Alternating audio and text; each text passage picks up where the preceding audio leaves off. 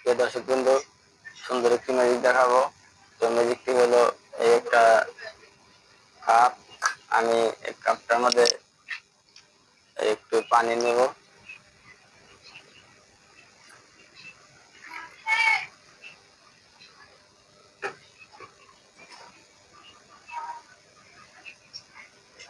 পানিটা নিলাম।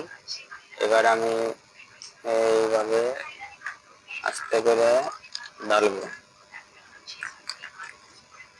তো আশা করি বুঝতে পেরেছেন।